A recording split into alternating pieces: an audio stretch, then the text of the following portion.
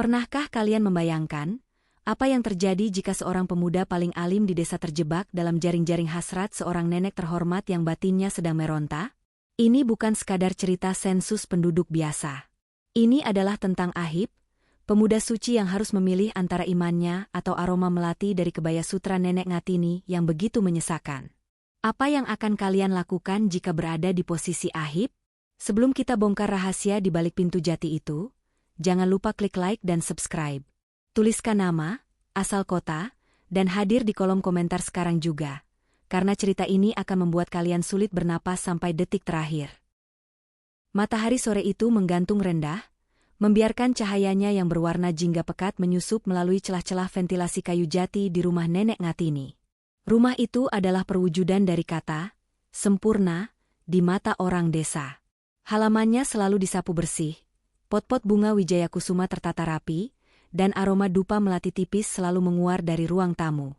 Namun, di dalam sana, di balik dinding-dinding kokoh yang kedap suara, Ngatini sedang berperang dengan musuh yang paling kejam, kesunyian yang membakar. Ngatini berdiri di depan cermin besar di kamarnya.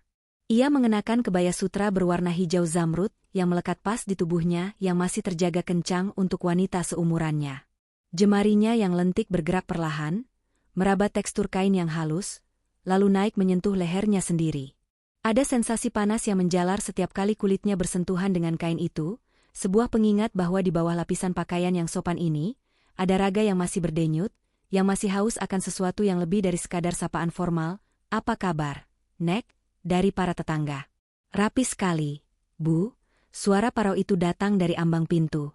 Pak Darmo, suaminya, berdiri di sana dengan koran di tangan. Lelaki itu adalah sosok yang terhormat, namun bagaikan patung bernapas. Baginya, Ngatini hanyalah bagian dari furnitur rumah yang berfungsi dengan baik. Tidak ada lagi kecupan di dahi, tidak ada lagi usapan di punggung saat malam dingin. Mereka tidur di ranjang yang sama, namun dipisahkan oleh jurang tak terlihat yang luasnya ribuan kilometer. Ngatini hanya tersenyum tipis, sebuah senyuman yang sudah ia latih bertahun-tahun untuk menutupi badai di batinnya. Ada tamu yang mau datang, Pak. Petugas sensus, katanya. Oh, jawab Darmo singkat, lalu berlalu menuju ruang tengah untuk tenggelam dalam berita politik. Ngatini menghela napas. Dadanya terasa sesak. Ia merasakan detak jantungnya sendiri yang berdegup kencang, sebuah irama yang aneh untuk seorang wanita yang seharusnya sudah selesai dengan urusan duniawi. Ia merasa seperti sebuah tungku yang apinya masih menyala di dalam, namun tertutup rapat oleh beton tebal. Ada dahaga yang tidak bisa dijelaskan dengan kata-kata, sebuah kerinduan akan sentuhan yang bukan sekadar ketidaksengajaan, sebuah keinginan untuk dipandang bukan sebagai nenek-nenek tua, melainkan sebagai seorang wanita yang masih memiliki api. Ia berjalan menuju dapur, menyiapkan teh hangat. Gerakannya pelan, namun penuh perasaan. Saat ia menuangkan air panas ke dalam cangkir, uapnya mengenai wajahnya, memberikan sensasi lembab yang mengingatkannya pada masa muda yang penuh gairah. Ia teringat bagaimana rasanya dikejar, bagaimana rasanya diinginkan. Sekarang, semua itu terkubur di bawah rutinitas doa dan obrolan basa-basi dengan ibu-ibu pengajian. Setiap kali ia keluar rumah, ia selalu memasang topeng paling suci. Ia adalah nenek Ngatini yang bijak, yang selalu memberi nasihat pernikahan kepada pasangan muda. Ironis. Padahal, setiap malam, ia seringkali terbangun hanya untuk menatap langit-langit kamar, merasakan beratnya kesepian yang menekan dadanya hingga ia sulit bernapas. Ia seringkali membiarkan tangannya meraba sisi ranjang yang dingin, membayangkan jika saja ada kehangatan yang nyata di sana. Malam-malam panjang itu seringkali diisinya dengan berbicara pada diri sendiri. Bukan karena ia gila, tapi karena ia butuh mendengar suara yang mengakui keberadaannya. Ia akan membisikkan kata-kata yang tak pantas diucapkan di depan umum, kata-kata yang mengandung keberanian dan hasrat yang seharusnya sudah padam. Aku masih di sini, bisiknya pada bayangan di dinding. Aku masih bisa merasakan panas. Kegelisahan itu semakin menjadi-jadi belakangan ini. Waktu seolah-olah menggoda pikirannya, membisikkan bahwa hidupnya akan berakhir dalam kedinginan ini jika ia tidak melakukan sesuatu. Ia tahu pikirannya berdosa. Ia tahu perasaannya ini tidak pantas untuk wanita seusianya yang sudah dipanggil nenek. Namun, Semakin ia mencoba menekan perasaan itu, semakin liar pula imajinasinya bekerja. Ngatini kembali ke ruang tamu, duduk di kursi rotannya yang biasa. Ia menata letak jarik, kain bawahan, yang dipakainya, memastikan tidak ada lipatan yang salah. Namun, di dalam kepalanya, ia membayangkan jika seseorang masuk dan melihatnya bukan sebagai sosok yang dihormati, melainkan sebagai sosok yang liar. Suasana rumah yang hening dan dingin secara batin itu tiba-tiba terusik oleh sebuah ketukan di pintu depan. Ketukan yang tegas, namun sopan. Jantung Ngatini mencelos. Ia tahu, inilah saatnya. Ketenangan yang ia bangun selama ini mungkin akan mulai retak. "Siapa, Nek?" tanya Pak Darmo dari arah dalam, suaranya terdengar malas. Ngatini tidak menjawab. Ia berdiri, membetulkan sedikit kerah kebayanya, dan menarik napas dalam-dalam. Ia bisa mencium aroma udara luar yang masuk lewat celah pintu, aroma tanah basah dan sesuatu yang lebih segar, lebih muda. Dengan tangan yang sedikit gemetar, ia membuka pintu jati yang berat itu. Di sana, berdiri seorang pemuda dengan pakaian yang sangat rapi. Mata pemuda itu bertemu dengan mata Ngatini, dan untuk sesaat, Ngatini merasa udara di sekitarnya mendadak hilang. Ada sesuatu dalam tatapan pemuda itu yang membuatnya merasa terlihat. Bukan sebagai nenek, tapi sebagai manusia. "Selamat sore, Nek. Saya Ahib, petugas sensus penduduk." Ngatini tersenyum, namun kali ini senyumnya mengandung sesuatu yang lain. Sesuatu yang berbahaya. "Masuklah, Nak Ahib. Ibu sudah menunggu." Ahib melangkah masuk dengan langkah yang sangat terjaga, seolah-olah ia takut debu dari sepatunya akan menodai lantai marmer rumah Ngatini yang berkilat seperti cermin. Di matanya, rumah ini adalah sebuah kuil ketenangan. Namun bagi Ngatini, setiap sudut ruangan ini adalah saksi bisu dari tahun-tahun yang dicuri oleh kesunyian. Ia mempersilakan pemuda itu duduk di kursi rotan yang berada tepat di bawah lampu gantung kristal yang temaram, sebuah posisi yang membuat wajah Ahib terpapar cahaya yang lembut, menonjolkan garis rahangnya yang tegas dan urat-urat halus di tangannya yang sedang memegang map dokumen. "Silakan duduk, Nak Ahib. Jangan sungkan." Suara Ngatini mengalun, sedikit lebih rendah dari biasanya. Ada getaran kecil di sana, bukan karena usia, melainkan karena gejolak yang mulai mendidih di permukaan hatinya. Ngatini berjalan menuju dapur untuk mengambil nampan berisi teh yang sudah ia siapkan. Di balik dinding penyekat, ia berhenti sejenak. Ia menarik napas dalam-dalam, merasakan bagaimana kebaya sutranya bergesekan dengan kulit perutnya. Ia merasa sangat hidup, sebuah perasaan yang menakutkan sekaligus memabukkan. Ia bisa mendengar suara Ahib yang sedang mengeluarkan pulpen dari tasnya. Bunyi klik yang kecil itu terasa seperti dentuman keras di telinga Ngatini yang haus akan stimulasi. Saat ia kembali ke ruang tamu, ia melihat Ahib sedang menyeka keringat tipis di dahi dengan punggung tangannya. Sore itu memang gerah. Tapi bagi Ngatini, kegerahan itu bukan berasal dari cuaca. Ia meletakkan nampan itu dengan gerakan yang sangat pelan, memastikan jemarinya hampir, namun tidak benar-benar, menyentuh tangan Ahib saat ia menyuguhkan cangkir teh. "Tehnya, Nak, maaf, di sini memang agak pengap. AC-nya baru saja rusak, dan Bapak lebih suka membiarkan jendela tertutup agar debu tidak masuk," dusta Ngatini dengan lembut. Padahal, AC di rumah itu berfungsi dengan sempurna. Ia hanya ingin merasakan udara yang berat dan lembab itu menyelimuti mereka berdua. "Terima kasih, Nek. Tidak apa-apa, ini sudah sangat nyaman," jawab Ahib sambil tersenyum sopan. Ia menyesap teh itu, dan Ngatini memperhatikan bagaimana jakun pemuda itu bergerak naik turun saat menelan cairan hangat tersebut. Ngatini duduk di kursi yang berseberangan, namun ia tidak bersandar. Ia duduk tegak, membiarkan tubuhnya menjadi pusat gravitasi di ruangan itu. Pikirannya mulai berkelana ke wilayah yang berbahaya. Ia membayangkan malam-malam panjang yang baru saja ia lalui, di mana kursi di depannya selalu kosong. Ia sering berbicara pada bayangannya sendiri, bertanya-tanya apakah masih ada sisa-sisa api di dalam dirinya yang bisa menyulut orang lain. Malam terlalu panjang untuk dihabiskan dengan berdoa saja, batinnya berbisik nakal. Ia menatap Ahib dengan intensitas yang mulai membuat pemuda itu salah tingkah. Ngatini tahu perasaannya ini tidak pantas. Ia tahu bahwa di usia ini, ia seharusnya sudah melepaskan segala bentuk keduniawian. Namun, justru rasa tak pantas itulah yang membuatnya merasa seperti seorang pemberontak yang sedang memegang rahasia besar. Nek, maaf, boleh saya mulai pendataannya? Ahib bertanya, sedikit memecah lamunan Ngatini. Ngatini tersenyum lebar, sebuah senyuman yang tidak mencapai matanya namun mengandung undangan yang terselubung. Tentu, Nak Ahib. Tanya apa saja. Ibu akan menjawab semuanya, bahkan yang tidak ada di dalam kertasmu itu. Ahib berdeham, mencoba tetap profesional. Baik, nama lengkap suami, Bapak Darmo usianya? Sambil Ahib menulis, Ngatini justru mulai melancarkan narasi pribadinya. Bapak itu orang baik, Ahib, tapi dia seperti buku tua yang sudah selesai dibaca.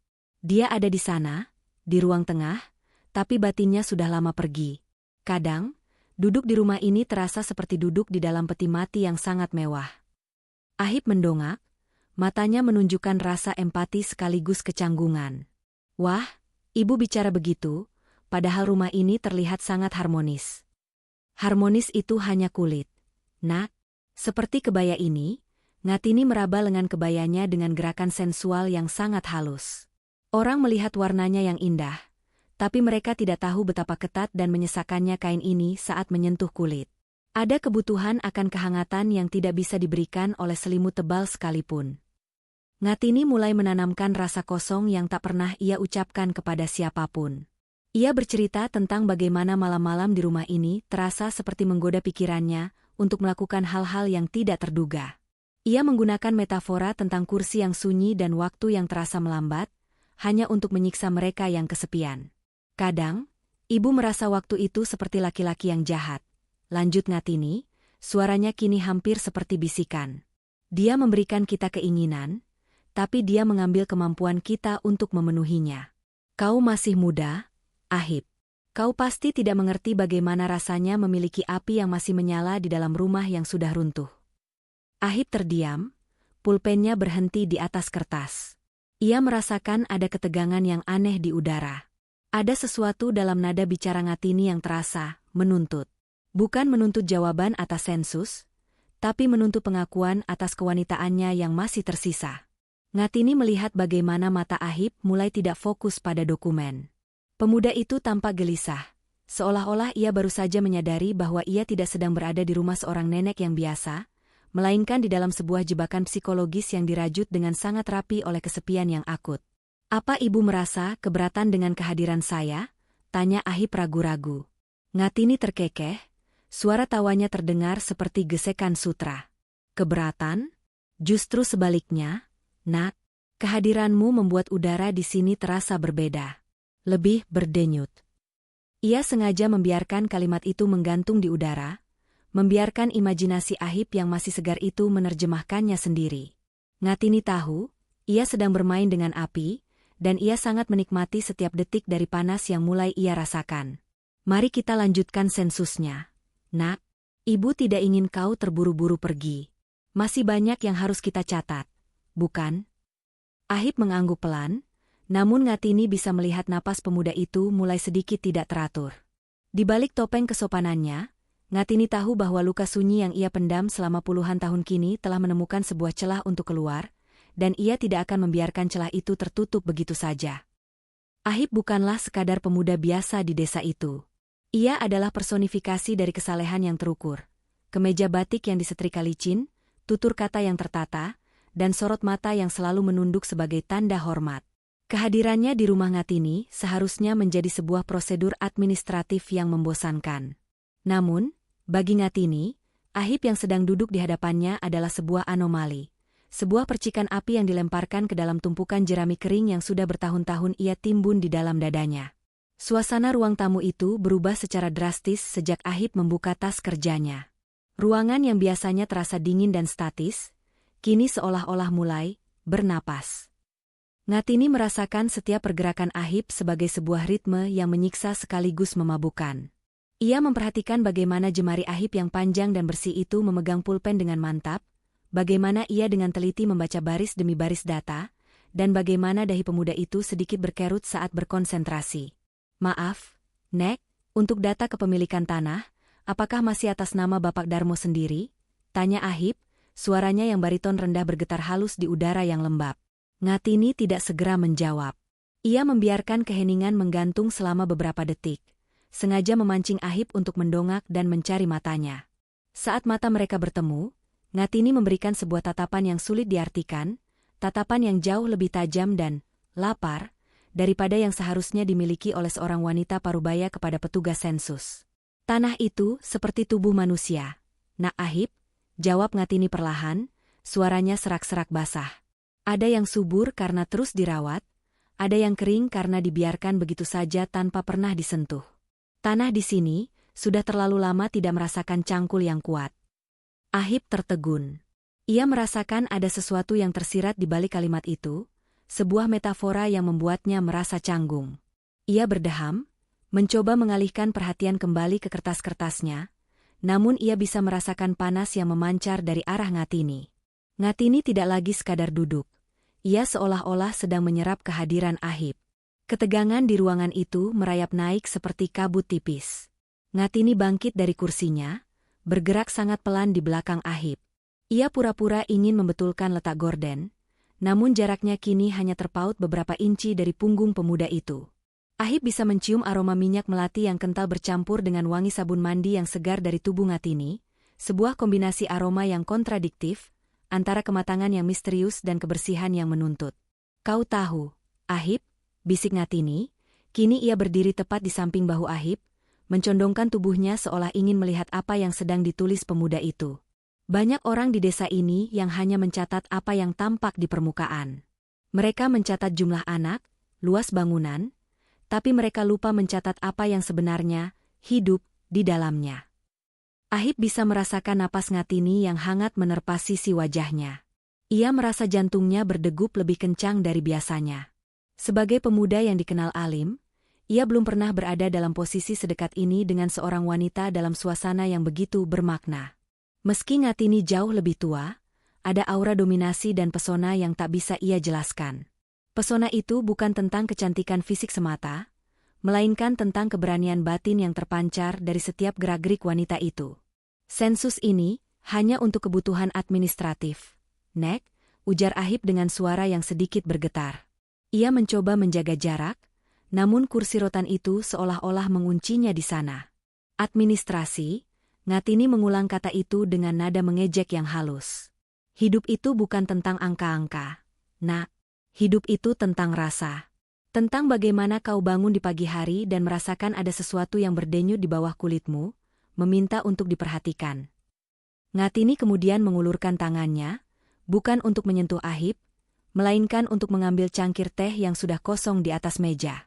Namun, gerakannya dibuat sedemikian rupa sehingga kain kebayanya yang tipis menyapu lengan Ahib. Sentuhan singkat itu, hanya sekian detik, terasa seperti sengatan listrik bagi Ahib. Ia melihat bagaimana jemari Ngatini yang lentik memegang pinggiran cangkir, jari-jarinya tampak masih kencang dan memiliki kekuatan yang tersembunyi. Ahib menelan ludah. Ia mulai merasa udara di ruangan itu semakin menipis. Setiap kali Ngatini bergerak, ia merasa seolah-olah sedang ditarik ke dalam sebuah pusaran air yang gelap namun hangat. Ia memperhatikan detail kecil pada Ngatini, bagaimana keringat tipis muncul di leher wanita itu, bagaimana dadanya naik turun dengan teratur namun dalam, dan bagaimana sorot matanya seolah-olah sedang menelanjangi semua pertahanan moral yang Ahib miliki. Apakah ada lagi yang ingin ibu sampaikan terkait data ini? Tanya Ahib, mencoba menyelesaikan tugasnya secepat mungkin. Rasa tidak nyaman mulai bercampur dengan rasa penasaran yang berdosa di benaknya. Ngatini kembali duduk, kali ini ia menyilangkan kakinya, membuat kain jariknya tersingkap sedikit hingga memperlihatkan pergelangan kaki yang putih bersih. Ia menatap Ahib dengan senyum yang menyimpan 1000 rahasia. Jangan terburu-buru, Nak Ahib. Matahari masih jauh dari ufuk. Masih banyak waktu untuk kita benar-benar saling mengenal. Sensus ini, barulah permukaan dari sebuah cerita yang sangat panjang. Di luar, angin sore bertiup kencang, menggoyangkan dahan pohon Kamboja di halaman, namun di dalam rumah itu, waktu seolah-olah berhenti. Hanya ada detak jantung yang saling beradu dalam keheningan yang syarat akan isyarat. Ahib merasa bahwa perjalanannya ke rumah ini bukan sekadar tugas negara, melainkan sebuah ujian bagi jiwanya yang selama ini ia anggap tenang. Dan di hadapannya, Ngatini menunggu dengan kesabaran seorang pemburu yang tahu bahwa mangsanya sudah mulai masuk ke dalam jaring yang ia tenun dengan benang-benang kesepian. Udara di ruang tamu itu semakin terasa pekat, seolah oksigen telah kalah oleh aroma melati dan uap teh yang mulai mendingin. Suara detak jam dinding kuno milik Pak Darmo terdengar seperti langkah kaki yang mendekat, menciptakan ritme yang menekan dada Ahib.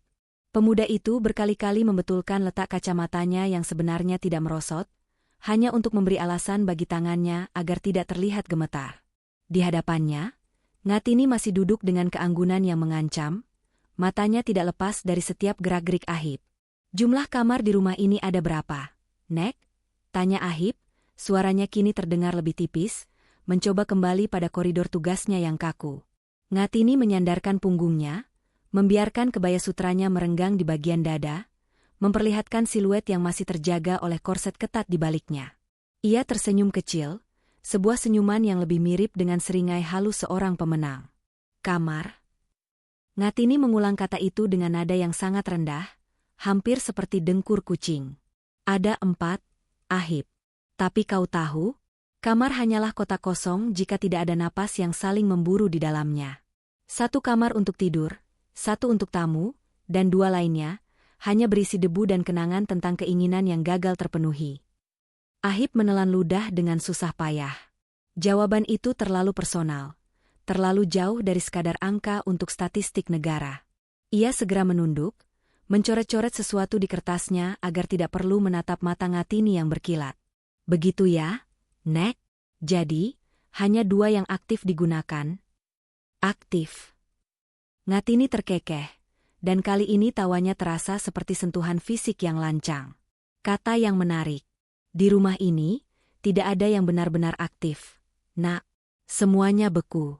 Semuanya rapi seperti pajangan di museum. Termasuk aku." Ngatini kemudian mencondongkan tubuhnya ke depan, hingga aroma tubuhnya, campuran antara bedak dingin, bunga melati, dan sesuatu yang lebih purba, sesuatu yang beraroma seperti kulit yang merindukan belayan, memenuhi rongga hidung Ahib. Ahib bisa melihat detail sulaman pada kerah kebaya Ngatini yang bergetar seiring dengan napas wanita itu yang mulai sedikit memberat. "Kau lihat pakaianku ini, Ahib?" tanya Ngatini sambil meraba pinggiran kancing kebayanya yang terbuat dari mutiara kecil. "Orang-orang desa bilang aku selalu tampil rapi, selalu tampak suci. Tapi mereka tidak tahu, kadang yang paling rapi justru paling menyimpan beban, Nak." Kalimat itu menghantam Ahib seperti ombak besar. Ia terdiam, pulpennya tertahan di udara. Ia menyadari bahwa Ngatini sedang tidak bicara tentang pakaian, melainkan tentang topeng moralitas yang ia kenakan. Ahib merasa seolah-olah Ngatini sedang menguliti lapisan-lapisan kesalehan yang selama ini ia banggakan. "Maksud ibu beban apa?" tanya Ahib, terjebak dalam rasa ingin tahu yang berbahaya. Ngatini menurunkan suaranya hingga menjadi bisikan yang sangat intim, seolah-olah dinding rumah itu punya telinga, dan ia tidak ingin suaminya di ruang tengah mendengar. Beban dari sebuah rasa yang dilarang untuk tumbuh. Beban dari rasa lapar yang tidak boleh dikenyangkan. "Kau masih muda, rapi, dan terlihat sangat lurus. Tapi di balik batikmu yang licin itu, aku berani bertaruh, ada gejolak yang kau sembunyikan rapat-rapat agar tidak dicatat oleh orang-orang, bukan?" Ahib merasa wajahnya memanas. Ia merasa telanjang di depan wanita yang usianya pantas menjadi ibunya, namun memiliki energi yang jauh lebih liar daripada gadis-gadis seumurannya. Ia merasa terjebak dalam labirin dialog yang penuh jebakan. Setiap kata yang diucapkan Ngatini mengandung lapisan makna yang menggoda naluri dasarnya sebagai laki-laki. "Saya hanya petugas sensus, Nek. Saya di sini untuk data," ujar Ahib dengan sisa-sisa pertahanannya. "Data tidak bisa merekam bagaimana jantungmu berdegup saat ini, Ahib," balas Ngatini dengan telak. Ia bangkit berdiri, bergerak perlahan mengelilingi meja, dan berhenti tepat di belakang kursi Ahib. Ahib terpaku. Ia bisa merasakan kehadiran Ngatini di belakangnya. Ia tidak berani menoleh, namun ia bisa merasakan panas tubuh wanita itu. Ngatini meletakkan tangannya di sandaran kursi Ahib, cukup dekat hingga ujung jarinya yang dingin hampir menyentuh tengkuk Ahib. "Kadang, aku ingin merobek semua kerapian ini," bisik Ngatini tepat di telinga Ahib. "Merobek kebaya ini, merobek citra, nenek, yang membosankan ini, dan menunjukkan bahwa di dalam sini masih ada api yang sanggup menghanguskan siapa saja yang berani mendekat. Apakah kau takut pada api, Nak Ahib? Atau kau adalah tipe laki-laki yang justru suka bermain dengan bahaya? Ahib memejamkan mata sejenak. Ia merasa berada di persimpangan jalan antara tugas dan godaan yang begitu ambigu namun sangat nyata. Ia tahu ia harus pergi, tapi kakinya terasa seperti terpaku ke lantai. Ada bagian dari dirinya yang merasa tertantang. Merasa hidup kembali setelah sekian lama terkungkung dalam aturan-aturan kaku desa. Saya harus melanjutkan ke bagian berikutnya, ujar Ahib terbata, meskipun tangannya sekarang benar-benar basah oleh keringat dingin. Ngatini kembali ke tempat duduknya dengan gerakan yang sangat halus, seperti seekor pemangsa yang baru saja selesai bermain-main dengan mangsanya. Ia mengambil kembali cangkir tehnya, menyesapnya sedikit, lalu menatap Ahib dengan pandangan yang seolah berkata bahwa permainan baru saja dimulai. Silakan, lanjutkan, Nak. Catatlah apa yang perlu kau catat. Tapi ingat, apa yang tertulis di kertas itu hanyalah kebohongan yang disepakati. Rahasia yang sebenarnya tidak akan pernah muat dalam kolom-kolom kecilmu itu. Di luar, langit mulai berubah menjadi ungu tua, menandakan bahwa senja akan segera berganti malam. Dan bagi Ngatini, malam adalah saat di mana semua topeng mulai retak, dan semua beban yang rapi itu meminta untuk dilepaskan. Lampu gantung di ruang tamu itu mulai berkedip pelan, seolah ikut merasakan kelelahan batin yang menyelimuti ruangan. Cahaya jingga dari luar telah sepenuhnya padam, digantikan oleh keremangan biru tua yang membuat bayangan benda-benda di dalam rumah tampak lebih panjang dan mengancam. Ahib merasa seolah-olah waktu tidak lagi berjalan lurus. Setiap detik terasa melar, berat, dan basah oleh keringat yang kini membasahi punggungnya. Ia bisa mendengar detak jam dinding yang kini terdengar, seperti dentuman jantung raksasa yang sedang sekarat. Ngatini tidak lagi duduk bersandar. Ia kini memajukan tubuhnya, menumpukan kedua sikutnya di atas meja kayu yang memisahkan mereka. Posisi ini membuat jarak di antara wajah mereka hanya tersisa sekitar 30 cm. Ahib bisa melihat pantulan dirinya yang gelisah di dalam manik mata Ngatini yang gelap dan tajam. Tidak ada lagi sisa-sisa keramahan seorang nenek kepada cucunya. Yang ada hanyalah seorang wanita yang sedang menelanjangi jiwa seorang pemuda dengan tatapan yang sangat menuntut. Tinggal satu bagian lagi, Nek, soal pengeluaran bulanan dan fasilitas rumah tangga. Suara Ahib terdengar parau, hampir pecah. Ia mencoba memfokuskan matanya pada kolom-kolom kecil di kertas sensus. Namun huruf-huruf di sana seolah menari-nari, mengolok-olok usahanya untuk tetap profesional. Ngatini tidak menjawab pertanyaan itu. Ia justru mengulurkan tangannya, bukan untuk menyentuh Ahib, melainkan untuk menggeser lilin aromaterapi yang ada di atas meja agar lebih dekat ke arah pemuda itu. Bau melati yang kini bercampur dengan aroma bakaran sumbu lilin menciptakan suasana yang semakin mistis dan menyesakan. Fasilitas? Ngatini bertanya balik, nadanya mengandung getaran emosional yang dalam. Apa kau punya kolom untuk mencatat berapa banyak air mata yang diserap oleh bantal setiap malam? Apa kau punya kategori untuk menghitung berapa kali sebuah tubuh menggigil bukan karena dingin, tapi karena kerinduan yang tak tersalurkan? Ahib terdiam. Ia merasa seolah-olah ia sedang dipaksa masuk ke dalam sebuah sumur gelap yang tidak ada dasarnya. Itu tidak ada dalam prosedur kami, Nek. Ngatini terkekeh, suara tawanya kini terdengar lebih berani, lebih tajam. Prosedur. Itulah masalahmu, Ahib. Kau hidup di dalam kotak-kotak yang kau buat sendiri. Kau pikir dengan mencatat semua data ini, kau sudah mengenal dunia?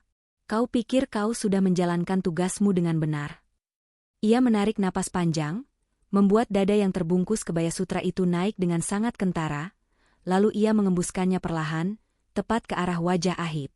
Ahib bisa merasakan kehangatan napas itu, sebuah sensasi yang membuatnya merinding dari tengkuk hingga ke ujung kaki. Ruangan itu terasa semakin panas, seolah-olah ada api yang tak terlihat sedang menjilati dinding-dindingnya. Dengarkan aku, Nak. Suara Ngatini kini berubah menjadi nada yang menantang, syarat akan tekanan psikologis. Kau datang ke sini dengan tas penuh kertas, merasa paling tahu tentang kehidupan warga hanya karena kau memegang pena. Tapi lihatlah aku, lihatlah rumah ini. Kau melihat keteraturan, kau melihat kesucian, kau melihat pengabdian seorang istri tua. Ngatini berdiri secara tiba-tiba. Gerakannya begitu luwes dan tenang, tanpa suara sedikit pun di lantai marmer. Ia berjalan perlahan mengitari meja, namun kali ini ia tidak berhenti di belakang kursi Ahib. Ia berhenti tepat di samping Ahib, menyandarkan pinggulnya pada tepian meja, sehingga kain jariknya yang halus menyentuh lutut Ahib. "Kau kira kesepian bisa diukur di kertas sensus?" tanya Ngatini dengan kalimat yang menghujam jantung Ahib. "Apa kau pikir angka-angkamu bisa menjelaskan bagaimana rasanya menjadi wanita yang masih memiliki darah yang mendidih, sementara suaminya hanya peduli pada halaman koran dan doa-doa yang kering?" Ahib menengadah, mencoba mencari kata-kata bantahan, namun ia justru terpaku pada leher Ngatini yang berkeringat tipis. Di bawah cahaya lampu yang temaram, kulit wanita itu tampak memiliki kilau yang aneh, kilau yang seolah-olah meminta untuk disentuh. Ahib merasakan sebuah dorongan yang sangat primitif, sebuah rasa penasaran yang berdosa yang bertabrakan hebat dengan didikan agamanya yang kaku. "Nek, saya hanya menjalankan tugas," bisik Ahib, suaranya hampir hilang. "Tugasmu adalah mencatat realitas, bukan?" Ngatini menunduk, wajahnya kini sejajar dengan telinga Ahib.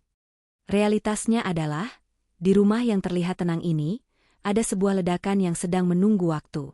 Dan kau, Ahib, kau datang di saat yang tepat. Kau membawa napas baru ke dalam ruangan yang sudah kehabisan udara ini. Tangan Ngatini bergerak perlahan, meraba permukaan meja kayu jati di dekat tangan Ahib. Ia tidak menyentuh tangan Ahib, namun panas dari kulitnya terasa sangat dekat. Ahib merasa dunianya seolah melambat. Ia bisa mendengar suara napas Ngatini yang mulai tidak beraturan, sebuah ritme yang seolah-olah mengundang Ahib untuk ikut masuk ke dalamnya. Kesadaran Ahib mulai goyah. Ia tahu ia harus segera menutup mapnya dan lari keluar dari rumah itu.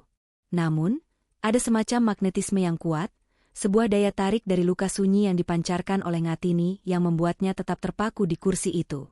Ia merasa seolah-olah ia sedang menyaksikan sebuah pertunjukan sinetron yang sangat intens, di mana ia bukan lagi penonton, melainkan pemeran utama yang sedang digiring menuju sebuah jurang kenikmatan yang berbahaya. "Catatlah ini di kepalamu, Ahib," bisik Ngatini lagi, kini suaranya terdengar sangat intim dan menggoda. "Bahwa ada hal-hal yang tidak akan pernah bisa kau laporkan kepada atasanmu. Rahasia-rahasia yang hanya bisa dirasakan oleh mereka yang berani melompati batas." Ketegangan mencapai puncak melalui diam yang panjang. Ahib hanya bisa menunduk, merasakan jantungnya yang berpacu liar di balik kemeja batiknya, sementara Ngatini berdiri di sampingnya seperti sosok dewi kegelapan yang siap menghancurkan segala aturan moral yang selama ini ia pegang teguh. Hening di ruang tamu itu kini bukan lagi sekadar sunyi. Ia telah berubah menjadi entitas yang memiliki berat, menekan pundak Ahib hingga ia merasa sulit untuk sekadar menegakkan punggung. Cahaya lampu yang temara memantul di atas meja jati, menciptakan bayangan-bayangan panjang yang seolah-olah merayap di dinding, memerangkap mereka berdua dalam sebuah gelembung waktu yang terisolasi dari dunia luar. Ahib bisa mendengar detak jantungnya sendiri yang berpacu liar, beradu dengan suara napas Ngatini yang terdengar begitu dekat. Terlalu dekat untuk ukuran dua orang asing yang hanya dihubungkan oleh selembar kertas sensus. Ngatini masih bersandar di tepi meja, posisinya membuat kain jariknya yang halus sedikit tertarik, mempertegas leku tubuhnya yang masih menyimpan sisa-sisa keanggunan masa muda yang provokatif. Ia tidak bergerak, tidak pula menyentuh Ahib, namun kehadirannya terasa seperti medan magnet yang menarik paksa seluruh kesadaran pemuda itu. Ahib merasa seolah-olah batinnya sedang ditelanjangi, dilepaskan dari jubah kesopanan dan label, pemuda alim, yang selama ini ia jaga dengan susah payah.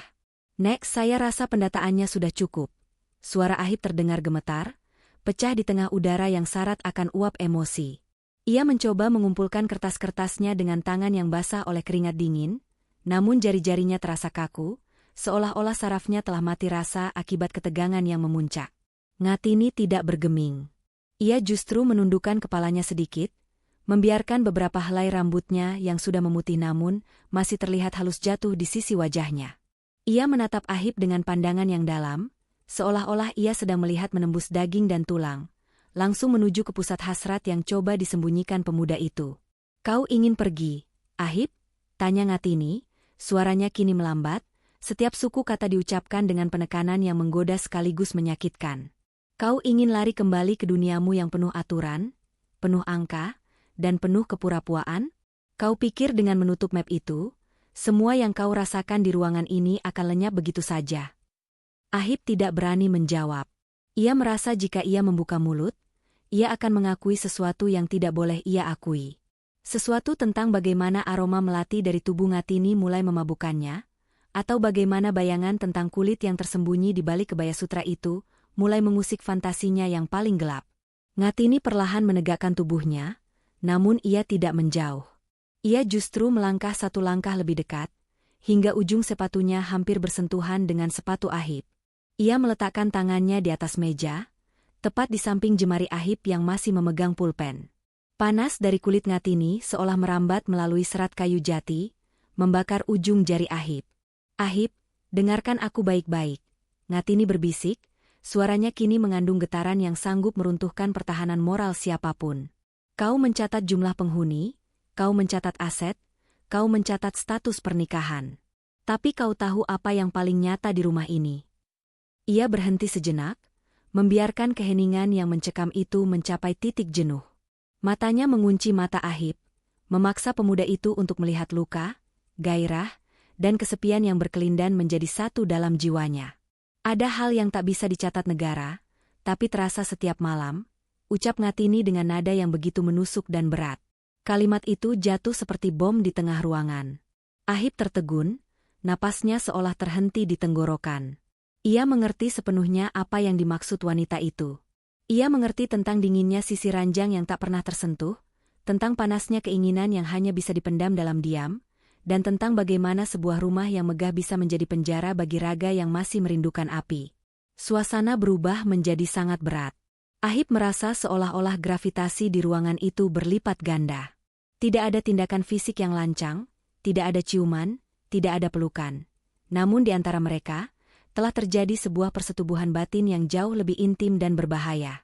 Batas antara petugas dan warga, antara pemuda dan wanita parubaya, telah runtuh tak bersisa. Yang ada hanyalah dua jiwa yang saling menatap dalam kegelapan, mengakui keberadaan satu sama lain tanpa perlu menggunakan kata-kata yang pantas. Nek saya.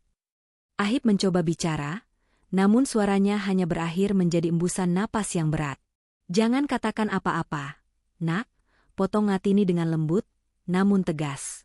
Ia mengulurkan tangannya, dan untuk pertama kalinya, ujung jarinya menyentuh punggung tangan Ahib, hanya sebuah sentuhan ringan, selembut kepakan sayap kupu-kupu, namun efeknya membuat seluruh tubuh Ahib menegang. Diammu sudah menjawab semuanya. Kau merasakannya, bukan? Panas yang tidak bisa dijelaskan oleh termometer manapun. Ketegangan mencapai puncak melalui diam yang sangat panjang. Ahib merasa dirinya sedang berdiri di ujung tebing yang sangat tinggi. Di bawah sana adalah jurang dosa yang sangat dalam, namun aroma dari dasar jurang itu begitu menggoda, menjanjikan kepuasan yang tidak pernah ia temukan dalam kitab-kitab yang ia baca.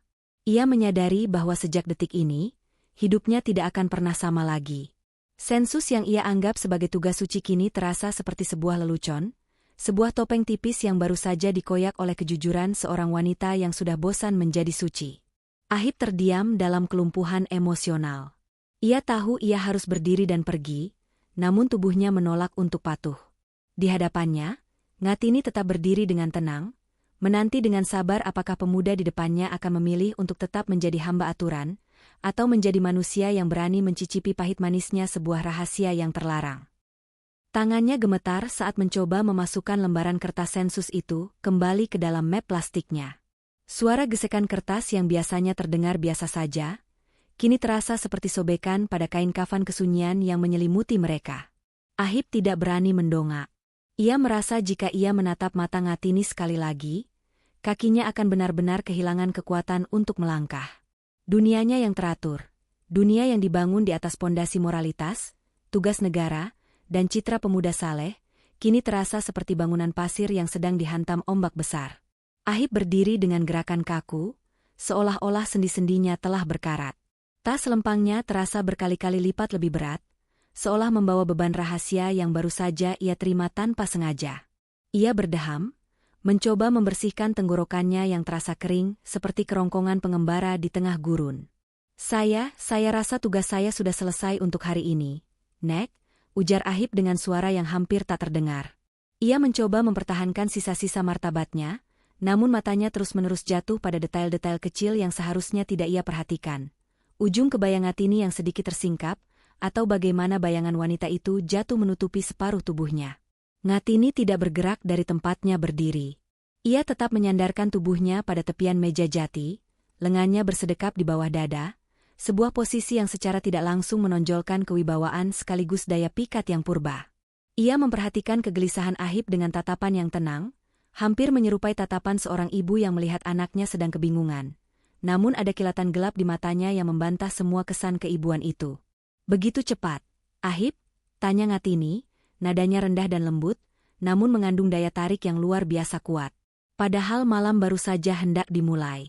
Di luar sana gelap, dan di sini setidaknya kau punya cahaya. Bapak Darmo mungkin sedang menunggu di dalam. Ahib mencari alasan, menyebut nama suami Ngatini sebagai semacam mantra pelindung, sebuah pengingat akan batas yang tidak boleh ia langgar. Namun, menyebut nama itu justru membuat Ngatini tersenyum. Sebuah senyuman yang penuh dengan ironi dan kepahitan. "Bapak sudah tidur, Ahib." Dia selalu tidur saat matahari tenggelam.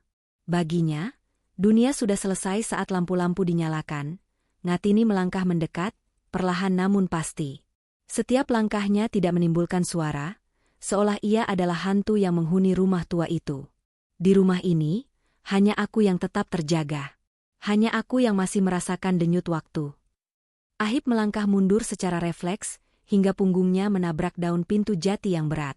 Ia merasa terjebak. Di depannya, Ngatini berdiri seperti dinding api yang tidak bisa dilewati tanpa terbakar. Jarak mereka kini begitu dekat sehingga Ahib bisa merasakan panas yang memancar dari tubuh wanita itu, sebuah panas yang tidak berasal dari cuaca gerah sore tadi, melainkan dari bara api batin yang telah lama dipendam. Ahib memegang gagang pintu, namun ia tidak segera memutarnya. Ada sesuatu yang menahannya di sana. Sebuah rasa ingin tahu yang berdosa, sebuah keinginan untuk merasakan lebih jauh apa yang sebenarnya sedang ditawarkan oleh wanita di hadapannya. Ia merasa seolah-olah ia sedang berdiri di depan pintu sebuah dunia yang sama sekali berbeda. Sebuah dunia di mana aturan tidak berlaku, dan hanya ada rasa yang memandu. "Saya harus pergi, Nek," bisik Ahib lagi, kali ini lebih sebagai permohonan kepada dirinya sendiri daripada kepada Ngatini. Ngatini berhenti tepat di depan Ahib. Ia mengulurkan tangannya, dan untuk sesaat Ahib mengira wanita itu akan menyentuh wajahnya. Namun, tangan Ngatini hanya melewati bahu Ahib untuk menyentuh bingkai pintu, seolah ingin memastikan bahwa Ahib benar-benar berada dalam jangkauannya. Aroma melati dan bedak dingin yang kini tercampur dengan uap keringat tipis dari kulit Ngatini menyerbu indera penciuman Ahib, membuatnya pening oleh sensasi yang sangat intim. "Pergilah, Ahib," kata Ngatini dengan suara yang kini berubah menjadi sangat dingin, namun tetap menggoda. "Kembalilah ke catatanmu. Tuliskan bahwa rumah ini rapi, penghuninya sehat, dan semuanya baik-baik saja. Berbohonglah pada duniamu, seperti aku membohongi duniaku setiap hari." Ahib memutar gagang pintu dengan sentakan kasar, seolah-olah ia sedang melepaskan diri dari sebuah belenggu. Ia melangkah keluar ke teras rumah yang remang-remang, menghirup udara malam yang segar dengan rakus. Namun, sebelum ia sempat melangkah lebih jauh menuju halaman, ia berhenti. Ia tidak tahan untuk tidak menoleh sekali lagi ke arah pintu yang masih terbuka setengah. Di sana, di tengah keremangan ruang tamu, Ngatini berdiri seperti siluet yang agung sekaligus menyedihkan. Ia menatap Ahib dengan pandangan yang kosong namun menusuk. Tidak ada amarah di sana, hanya ada sebuah kesadaran yang sangat dalam tentang apa yang baru saja terjadi di antara mereka. Sebelum Ahib sempat mengucapkan kata pamit yang formal, Ngatini membuka mulutnya dan mengucapkan kalimat yang akan menjadi duri di dalam pikiran Ahib selama sisa hidupnya. "Kalau kau kembali, jangan bertanya kenapa." Kalimat itu diucapkan tanpa emosi yang meledak-ledak, namun dampaknya terasa seperti petir di tengah malam yang sunyi. Ngatini tidak menjelaskan apa yang ia maksud dengan "kembali", atau apa yang dimaksud dengan "kenapa". Ia membiarkan ambiguitas itu menggantung di udara malam, membiarkan imajinasi Ahib yang liar untuk mengisi kekosongan tersebut. Apakah itu sebuah ancaman? Sebuah undangan? Ataukah sebuah peringatan bahwa jika Ahib melangkah kembali ke rumah ini, ia tidak akan pernah bisa keluar sebagai orang yang sama? Ahib terpaku selama beberapa detik. Ia ingin bertanya, ingin meminta penjelasan, namun mulutnya seolah terkunci. Ia melihat Ngatini perlahan-lahan menutup pintu jati itu, inci demi inci, hingga cahaya dari dalam rumah benar-benar padam, dan hanya menyisakan kegelapan total di hadapannya. Ahib berbalik dan berjalan dengan langkah 1000 menuju gerbang halaman. Di belakangnya, rumah besar itu tampak seperti raksasa yang sedang mengawasinya dalam diam. Kalimat Ngatini terus terngiang-ngiang di telinganya, berputar-putar seperti gema di dalam gua yang gelap. Kalau kau kembali, jangan bertanya kenapa. Malam itu, saat ia melintasi jalanan desa yang sepi, Ahib menyadari bahwa meskipun sensusnya telah selesai secara administratif, ada sebuah catatan baru yang baru saja terbuka di dalam jiwanya. Sebuah catatan yang tidak akan pernah bisa ia hapus, dan sebuah janji yang belum selesai yang kini menghantuinya di setiap hembusan angin malam. Malam telah jatuh sepenuhnya di desa itu, menyelimuti setiap sudut dengan kegelapan yang pekat dan rahasia yang terkunci rapat. Di kamar kontrakannya yang kecil, Ahib duduk di depan meja kayu sederhana, diterangi oleh lampu belajar yang cahayanya mulai meredup. Di depannya, lembaran-lembaran kertas sensus milik keluarga Pak Darmo dan Nenek Ngatini tergeletak seperti tumpukan tulang belulang yang menyimpan sisa-sisa kehidupan. Pena di tangannya terasa berat, seolah-olah tinta di dalamnya terbuat dari timah hitam. Ia mencoba mengisi kolom-kolom itu. Jumlah penghuni, 2 orang. Status, menikah. Kondisi bangunan, permanen dan terawat. Namun, setiap kali ujung penanya menyentuh kertas, ia melihat bayangan lain. Ia melihat kilatan di mata Ngatini, ia mencium aroma melati yang entah bagaimana seolah telah meresap ke dalam pori-pori kulitnya sendiri, dan ia merasakan getaran suara wanita itu yang membisikkan kata-kata yang tak masuk dalam kategori statistik manapun. Ahib meletakkan penanya dengan tangan gemetar. Ia menatap telapak tangannya sendiri. Tangan yang sempat merasakan panas dari meja kayu tempat Ngatini bersandar, tangan yang nyaris bersentuhan dengan kulit yang merindukan belayan itu. Ia merasa seolah-olah ia telah melakukan sebuah kejahatan, namun kejahatan itu terasa begitu manis dan menghantui. Di dalam benaknya, ia terus memutar ulang adegan di ruang tamu itu. Bagaimana kebaya sutra hijau zamrud itu bergerak mengikuti napas Ngatini, bagaimana udara yang lembab membuat segalanya terasa begitu intim dan mendesak. Apa yang sebenarnya terjadi tadi? Bisiknya pada kegelapan kamar. Ia tahu, secara administratif, sensus itu telah selesai. Data telah terkumpul.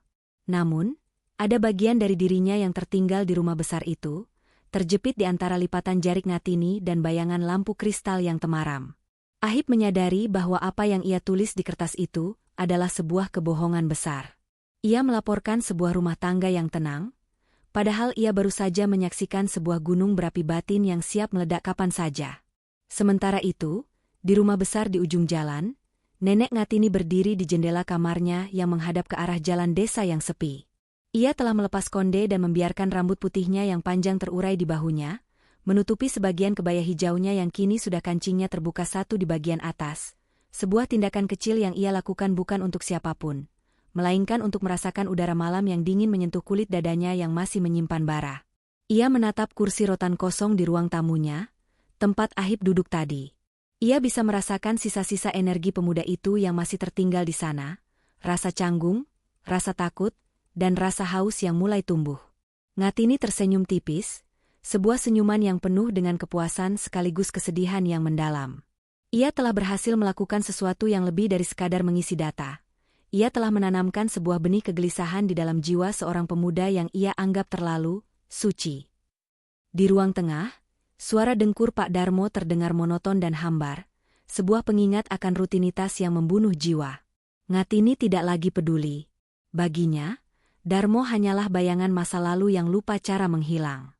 Perhatiannya kini sepenuhnya terfokus pada masa depan, pada kemungkinan ketukan pintu yang akan kembali terdengar suatu hari nanti. Ia mengambil cangkir teh bekas Ahib yang belum ia cuci. Ia menyentuh pinggiran cangkir itu dengan jarinya, membayangkan bibir pemuda itu pernah berada di sana.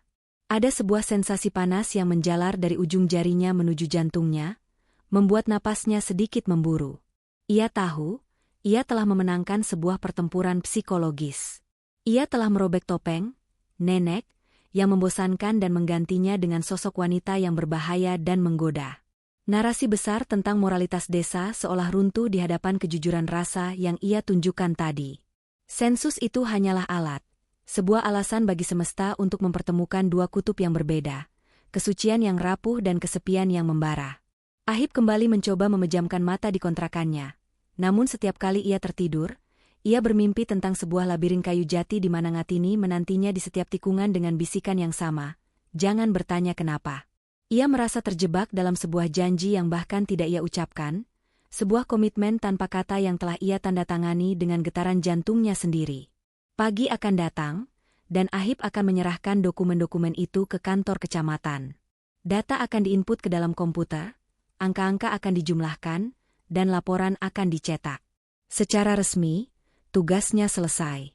Namun, di tempat lain, di sebuah ruang yang tak terjangkau oleh server pemerintah maupun norma sosial, sesuatu telah tercatat dengan tinta permanen yang takkan bisa dihapus oleh waktu. Sensus telah berakhir. Data telah disimpan. Tetapi, di dalam keheningan rumah besar itu, dan di dalam kegelisahan batin seorang pemuda alim, sebuah cerita baru saja dimulai.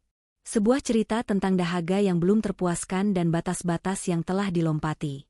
Matahari mungkin akan terbit esok hari untuk menerangi desa, namun rahasia di balik pintu jati itu akan tetap tinggal dalam keremangan yang abadi.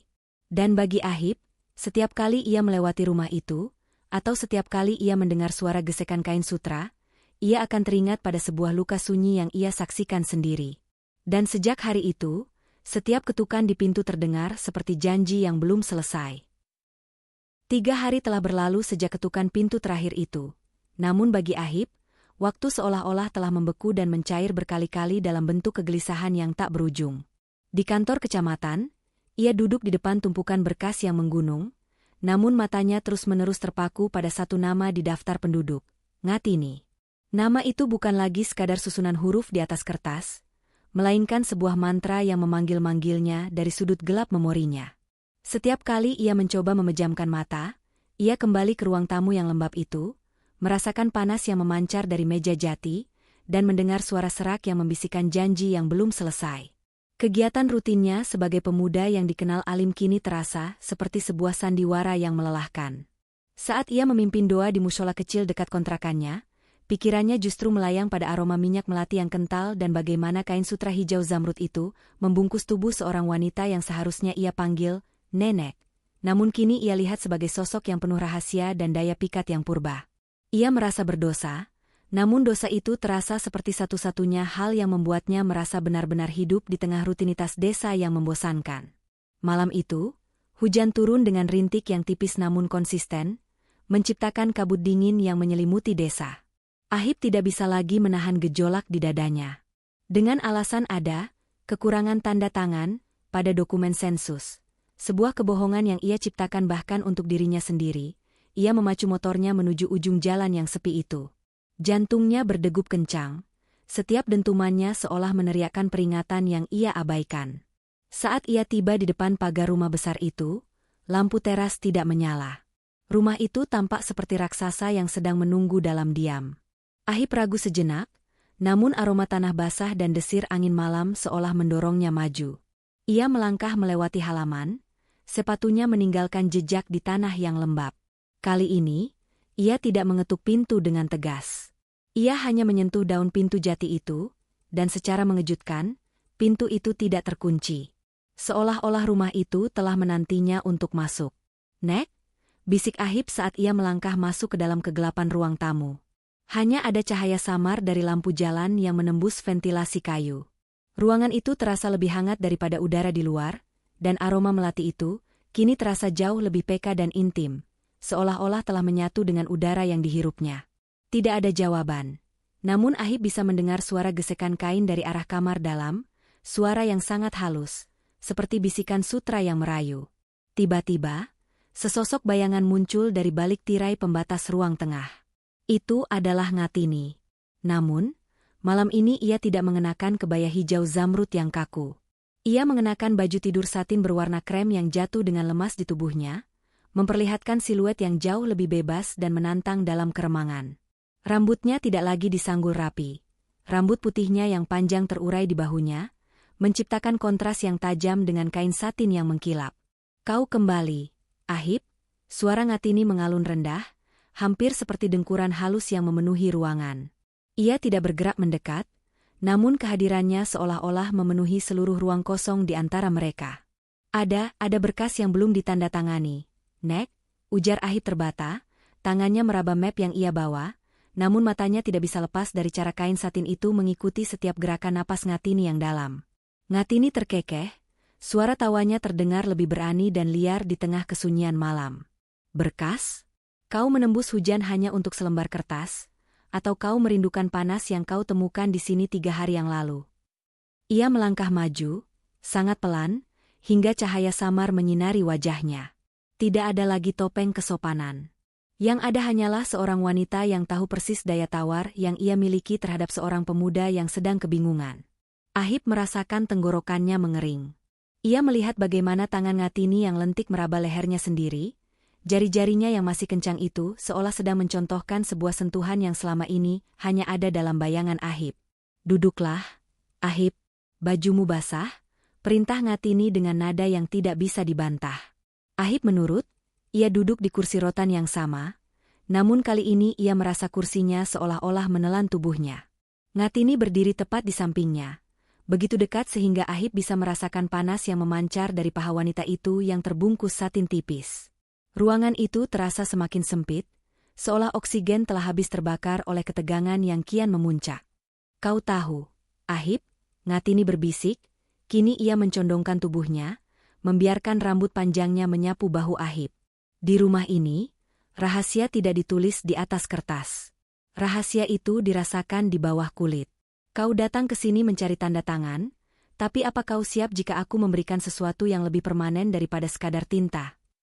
Tangan Ngatini perlahan turun, bukan menyentuh tangan Ahib, melainkan menyentuh sandaran kursi, mengunci posisi pemuda itu. Ahib merasa seluruh sarafnya bergetar. Ia bisa mencium aroma sabun mandi yang segar bercampur dengan panas tubuh yang dewasa, sebuah kombinasi yang meruntuhkan segala logika moral yang ia bawa dari rumah. Ia merasa seperti mangsa yang sengaja menyerahkan diri ke dalam mulut singa.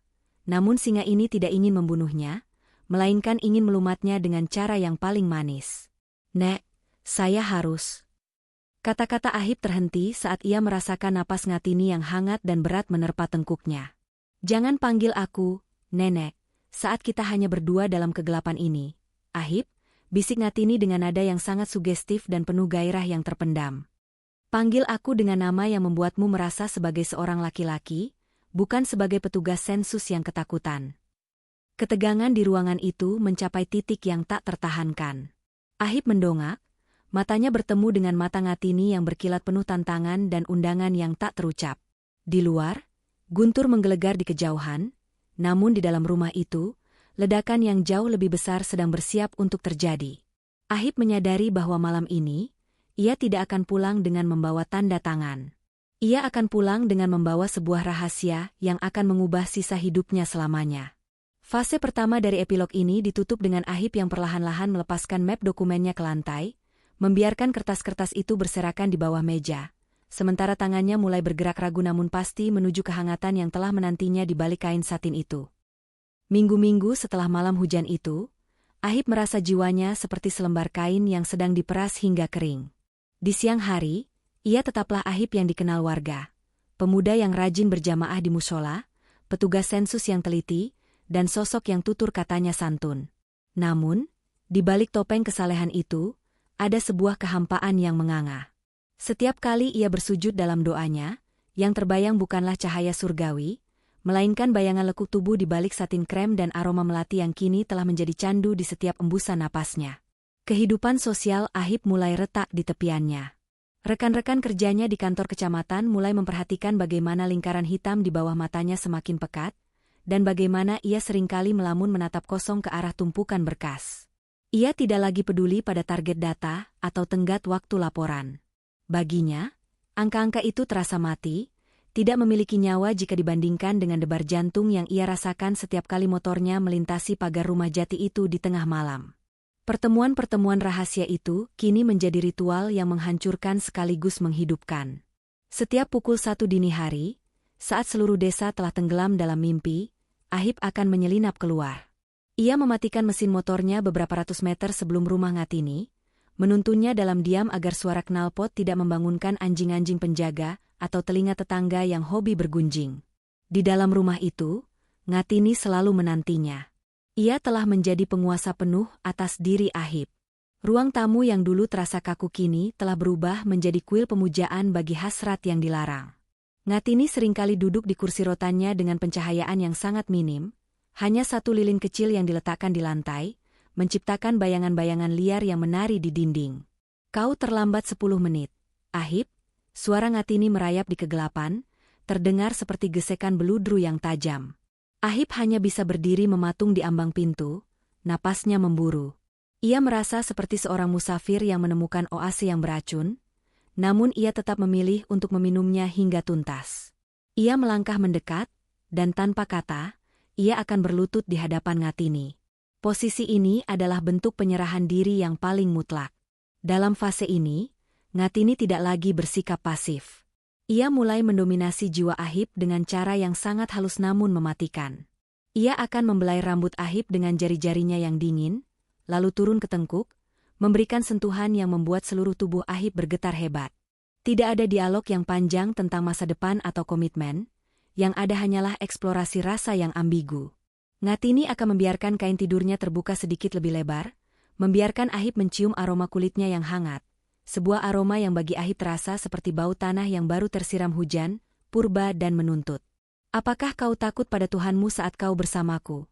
bisik Ngatini suatu malam, suaranya tepat di telinga Ahib, sementara tangannya mulai merayap masuk ke balik kemeja Ahib, merasakan detak jantung pemuda itu yang tidak beraturan. Ahib memejamkan mata rapat-rapat. Ia merasakan panas yang mendidih di dalam dadanya. "Aku tidak tahu lagi di mana letak ketakutanku, Nek, yang aku tahu hanyalah aku tidak bisa bernapas jika tidak berada di ruangan ini." Ngatini terkekeh, suara tawa yang mengandung kemenangan. "Jangan panggil aku dengan sebutan itu. Di sini, di bawah bayangan jati ini, aku adalah wanita yang kau inginkan. Aku adalah dahaga yang tidak bisa kau temukan di dalam kitab-kitabmu." Keterikatan mereka menjadi semakin gelap.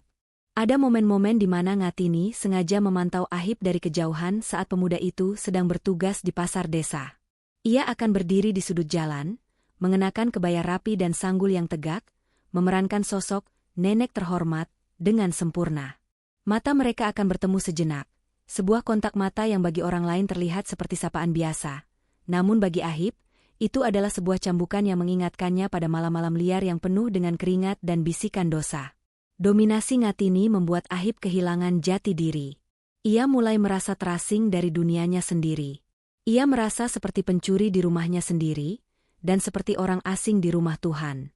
Keinginannya untuk menyentuh dan disentuh oleh Ngatini telah melampaui logika usia dan norma. Ia mulai mengabaikan peringatan batinnya tentang Pak Darmo, suami Ngatini yang selalu dianggap tidur pulas. Namun, ketegangan sinetron ini mencapai titik didihnya ketika pada suatu malam, saat Ahib sedang membenamkan wajahnya di leher Ngatini, ia mendengar suara langkah kaki yang berat dari arah lorong tengah. Langkah itu lambat, namun pasti. Ngatini tidak terlihat panik. Ia justru tersenyum misterius, menatap ke arah kegelapan lorong itu seolah-olah ia memang sedang menunggu sesuatu terjadi. Ahib membeku. Seluruh darahnya seolah berhenti mengalir. Di sana, di antara keremangan, ia melihat siluet tinggi besar berdiri mematung. Apakah itu Pak Darmo? Ataukah itu hanya proyeksi dari rasa bersalahnya yang sudah mencapai puncaknya? "Seseorang sedang melihat kita, Ahib," bisik Ngatini dengan nada yang sangat tenang, hampir seperti sedang menceritakan sebuah dongeng, sementara tangannya tetap membelit leher Ahib dengan erat, seolah-olah tidak ingin melepaskan mangsanya meskipun maut sedang mengintai. Ahib ingin lari, namun kakinya terasa lemas. Ia menyadari bahwa ia bukan lagi hanya terlibat dalam perselingkuhan batin dan raga, melainkan telah masuk ke dalam sebuah permainan yang jauh lebih besar dan berbahaya, di mana ia hanyalah bidak yang digerakkan oleh tangan-tangan dingin Ngatini. Bayangan di lorong itu tidak bergerak. Ia berdiri kaku seperti pilar jati yang menopang atap rumah tua itu, namun kehadirannya memancarkan aura dingin yang sanggup membekukan keringat di punggung Ahib. Dalam keremangan yang hanya dibantu oleh satu lilin kecil di lantai, siluet itu tampak seperti malaikat maut yang sedang menunggu waktu untuk mencabut nyawa. Ahib merasa jantungnya berhenti berdetak selama beberapa detik. Seluruh doktrin agama, norma kesusilaan, dan rasa takut akan aib sosial menghantamnya sekaligus, membuatnya merasa ingin lenyap di telan bumi marmer di bawah kakinya. Namun, reaksi Ngatini justru sebaliknya. Tangan wanita itu, yang masih melingkar di leher Ahib, tidak mengendur sedikitpun. Malah, ia semakin merapatkan tubuhnya ke arah Ahib, membiarkan kain satin tidurnya yang licin bergesekan dengan kemeja Ahib, menciptakan suara desau yang provokatif di tengah keheningan yang mencekam. "Lihatlah, Ahib," bisik Ngatini, suaranya sangat stabil, hampir seperti sedang memuji keindahan malam. "Dia tidak akan melakukan apa-apa. Dia sudah lama mati di dalam batinnya, sama sepertiku sebelum kau datang. Dia hanya ingin melihat, dia ingin merasakan sisa-sisa kehidupan yang sedang kita bakar di sini." Ahib menoleh dengan gerakan kaku ke arah lorong. Siluet itu perlahan berbalik dan melangkah mundur ke dalam kegelapan tanpa mengucapkan satu kata pun. Tidak ada teriakan marah, tidak ada hantaman benda tumpul. Yang ada hanyalah sebuah pengakuan bisu atas kehancuran yang sudah lama terjadi di rumah itu. Penemuan ini justru lebih mengerikan bagi Ahib daripada sebuah kemarahan fisik. Ia menyadari bahwa ia telah masuk ke dalam sebuah perjamuan sunyi, sebuah lingkaran setan di mana kepura-puraan adalah satu-satunya hukum yang berlaku. "Apa yang telah aku lakukan?" desah Ahib, suaranya pecah menjadi isakan kecil yang memilukan. Ngatini menarik wajah Ahib, memaksanya menatap matanya yang berkilat penuh dominasi. "Kau telah membebaskanku, Ahib. Dan sebagai imbalannya, aku telah memberimu rasa yang tidak akan pernah bisa kau temukan pada gadis-gadis suci di luar sana. Rasa yang pahit, namun membuatmu ketagihan seperti racun." Malam itu menjadi titik balik yang menghancurkan bagi Ahib. Ia tidak lari. Ia justru jatuh lebih dalam. Hasrat yang bercampur dengan rasa takut yang ekstrim, menciptakan ledakan adrenalin yang menjadikannya budak penuh bagi Ngatini. Di bawah pengawasan bayang-bayang rumah itu, Ahib menyerahkan sisa-sisa nuraninya. Ia tidak lagi peduli apakah Pak Darmo sedang menonton dari balik celah pintu, atau apakah malaikat sedang mencatat dosanya. Yang ia tahu hanyalah panas tubuh Ngatini yang seolah-olah menjadi satu-satunya sumber panas di dunia yang dingin ini. Bulan-bulan berlalu, dan transformasi Ahib selesai. Secara fisik, ia masihlah petugas sensus yang berkeliling desa, namun jiwanya telah menjadi data yang terhapus. Ia tidak lagi memiliki ambisi untuk menikah atau membangun masa depan yang normal. Ia hanya hidup untuk menunggu tengah malam. Setiap kali ia berjalan di pasar desa, orang-orang melihatnya dengan tatapan aneh. Ia terlihat pucat, matanya kosong, dan ia seringkali tercium seperti aroma bunga melati yang terlalu kental, aroma yang biasanya diasosiasikan dengan kematian atau hal-hal mistis. Kehidupan sosial Ahib hancur perlahan namun pasti. Ia mulai sering absen dari kegiatan musola. Rumor mulai beredar di desa tentang hubungannya yang terlalu dekat dengan keluarga Pak Darmo, namun tidak ada yang berani membuktikannya. Ngatini telah menenun jaring pelindung yang sangat kuat. Ia tetap tampil sebagai nenek yang murah hati, menyumbang untuk pembangunan desa dan selalu tersenyum bijak kepada para tetangga, sehingga tuduhan apapun terhadapnya akan dianggap sebagai fitnah yang keji. Puncaknya terjadi pada suatu malam di penghujung tahun. Sensus penduduk telah selesai secara nasional, dan Ahib harus menyerahkan laporan akhirnya. Namun, bagi Ahib, laporan itu hanyalah sekumpulan kertas kosong. Ia tidak lagi bisa membedakan mana yang nyata dan mana yang sekadar angka. Ia datang ke rumah Ngatini untuk terakhir kalinya dalam kapasitasnya sebagai petugas. Ngatini menyambutnya di ruang tamu yang kini tidak lagi terasa asing bagi Ahib. Ia mengenakan kebaya sutra hitam dengan sulaman benang emas, sebuah simbol kedukaan sekaligus kemegahan yang gelap. "Tugasmu sudah selesai, bukan?" tanya Ngatini sambil menuangkan teh yang aromanya kini terasa seperti candu bagi Ahib. "Semuanya sudah selesai, Nek, maksudku, Ngatini," jawab Ahib, suaranya kini terdengar lebih tua dari usianya yang sebenarnya. Ngatini berdiri di belakang Ahib, meletakkan tangannya di pundak pemuda itu. Ia mencondongkan tubuhnya, membiarkan dada yang masih kencang itu menekan punggung Ahib, memberikan sensasi hangat yang sangat intim. "Negara mungkin sudah mencatatmu sebagai warga yang produktif. Tapi rumah ini mencatatmu sebagai bagian dari fondasinya. Kau tidak akan pernah bisa benar-benar pergi, Ahib." Ahib menatap ke jendela, melihat bayangan dirinya sendiri yang tampak asing. Ia menyadari bahwa Ngatini benar. Luka sunyi yang dulu ia temukan pada wanita itu, kini telah berpindah ke dalam jiwanya sendiri. Ia telah menjadi perpanjangan tangan dari kesepian Ngatini. Cerita ini ditutup dengan adegan Ahib yang berjalan keluar dari rumah itu saat fajar mulai menyingsing. Ia membawa map dokumennya yang sudah lusuh, namun ia tidak menuju ke kantor kecamatan. Ia berjalan menuju sungai di pinggir desa, tempat ia melemparkan seluruh berkas sensus itu ke dalam arus air yang deras. Ia melihat kertas-kertas itu hancur dan tenggelam, sama seperti identitas lamanya yang telah binasa. Ahib kembali menoleh ke arah rumah besar di ujung jalan. Dari kejauhan, ia melihat Ngatini berdiri di balkon lantai 2, melambaikan tangan dengan sangat pelan, sebuah lambaian yang bukan sebagai perpisahan, melainkan sebagai tanda kepemilikan. Sensus mungkin bisa menghitung jumlah manusia, tapi ia tidak akan pernah bisa menghitung berapa banyak jiwa yang telah terjebak dalam labirin hasrat dan kesunyian yang sengaja dirawat. Data telah tersimpan di tempat yang paling gelap, dan sejak hari itu, Ahib menyadari bahwa kebenaran yang paling nyata adalah kebohongan yang dirayakan bersama dalam diam.